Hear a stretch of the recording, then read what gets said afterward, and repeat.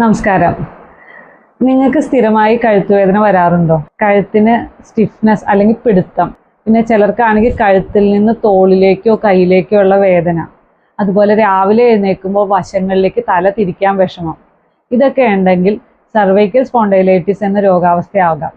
ഈ cervical spondylitis കൂടാതിരിക്കാനും ഒപ്പം തന്നെ അതിൻ്റെ വേദന കുറയ്ക്കാനും നിങ്ങൾ ഉപേക്ഷിക്കേണ്ടതായ ഒരു 5 ശീലങ്ങളാണ് ഞാൻ ഇന്നത്തെ വീഡിയോയിൽ പറയുന്നത്. ഒന്നാമതായിട്ട് മണിക്കൂറുകളോളം ഫോണിൽ നോക്കിയിരിക്കുക എന്നുള്ളത്.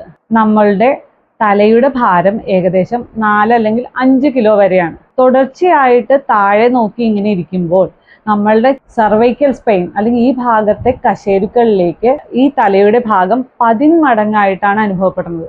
അതുകൊണ്ട് കഴുത്തിലെ വേദന വർദ്ധിക്കും. രണ്ടാമത് കിടന്നുകൊണ്ടും മറ്റും ടിവിയോ കമ്പ്യൂട്ടറോ അല്ലെങ്കിൽ ഫോണോ തുടർച്ചയായിട്ട് നോക്കിയിരിക്കുക എന്നുള്ളത്. അപ്പോൾ ഒരേ പൊസിഷനിലാണ് നമ്മൾ തല വയ്ക്കുന്നത്. അങ്ങനെ ആ ഒരേ പൊസിഷനിൽ ഇരിക്കുമ്പോൾ കഴുത്തിലെ മസിലുകൾക്ക് സ്റ്റിഫ്നെസ് വരും. മൂന്നാമതായിട്ട് പലരും ചെയ്യുന്ന ഒന്നിൽ കൂടുതൽ തലയണ ഉപയോഗിച്ച് കിടക്കുക എന്നുള്ളത്.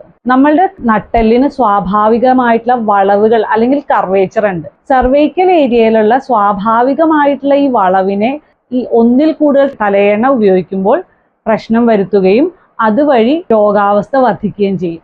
നാലാമതായിട്ട് എക്സസൈസുകൾ ചിട്ടയായിട്ട് ചെയ്യാതിരിക്കുക എന്നുള്ളതാണ്. പലരും വേദന മാറിക്കഴിഞ്ഞാൽ എക്സസൈസുകൾ നിർത്തുക എന്നുള്ളൊരു സ്വഭാവമുണ്ട്.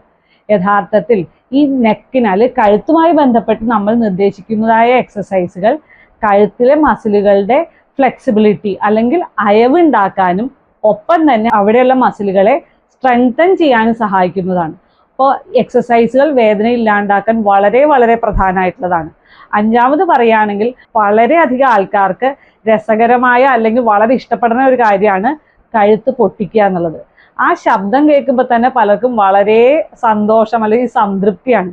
പക്ഷേ താൽക്കാലികമായിട്ട് നിങ്ങൾക്ക് രോഗാവസ്ഥയിൽ കുറവ് അനുഭവപ്പെട്ടാലും അത് ശരിക്കും നിങ്ങളുടെ രോഗാവസ്ഥയെ വളരെയധികം മോശമായ രീതി പലപ്പോഴും ബാധിക്കാറുണ്ട്. സർവൈക്കൽ സ്പോണ്ടൈലൈറ്റിസുമായി OPയിൽ വന്ന രോഗികളിൽ പലപ്പോഴും കാണുന്ന ഒരു പ്രവണത വെച്ചാൽ അവർ ഏറ്റവും അധികം വേദന വർദ്ധിച്ചു കഴിയുമ്പോഴാണ് ചികിത്സ എടുക്കാൻ വന്നത്.